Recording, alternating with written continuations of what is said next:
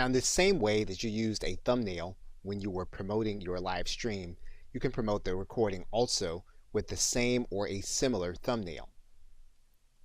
And all you'll need to do is to go into edit your video.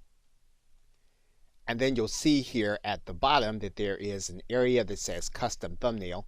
What you'll do then is click this button, and you will then upload your image. Once you do that, all you'll need to do is to click Save Changes.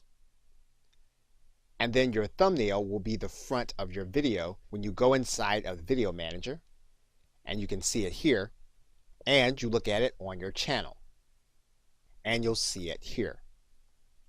And you do want to make sure that you have your thumbnail available, mainly because it makes your video stand out and it makes it more watchable.